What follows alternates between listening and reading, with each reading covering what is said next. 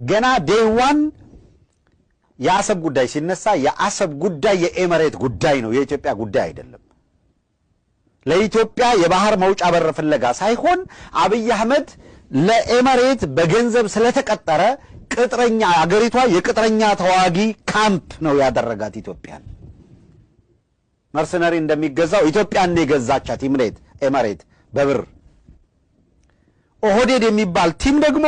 አገሪቷን እየዘረፈም አጠቃላይ ስልጣን ተቆጣጥሮ መቆየት ይፈልጋል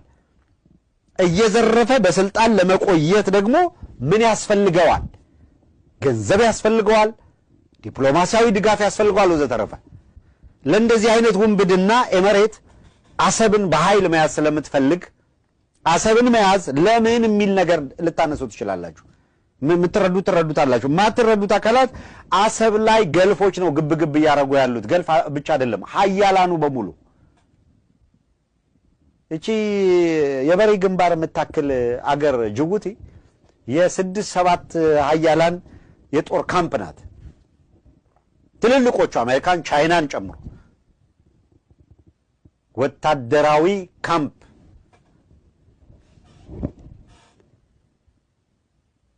አብዛኛው አገራት የምዕራብ አገራት ካምፕ አላቸው ወታደራዊ ቤዝ አላቸው በጅቡቲ ኤርትራን የወታደራዊ ቤዛቸው ማዕከል ለማድረግ የሞከሩ አካላት በተለያየ መልኩ ሳይሳካላቸው ቀርቶ ነው ኤመሬት አሰብን በወደብነት ለከራይ ካለች በኋላ የጦር ቤዝ ለማድረግ እንቅስቃሴ ስታረግ ኢሳያስ ፊቱን ዞረ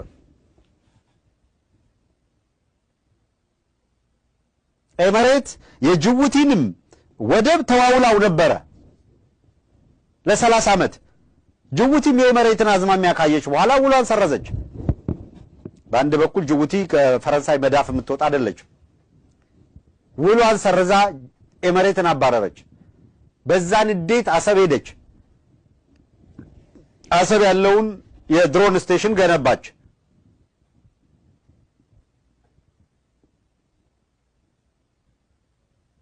አሰብን ይዛ የቀይ ባህርን ቀጠና እስከተቆጣጠረች ድረስ ለኤመሬት ሰርግና መላሿ ነው ችግር የለባትም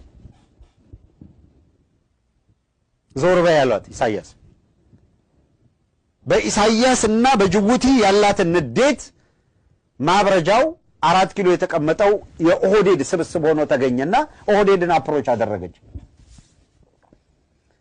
በሙሉ ኢህአዴግ የሚባል ኃይል ቲፒኤልኤፍ የሚባል ኃይል ከመርኮኝነት ያስለቀቀ ያመጣቸው ትከሻቸው የማይሸከመውን ማዕረግ እየሰጠ ከዓለም አቀፍ ህግ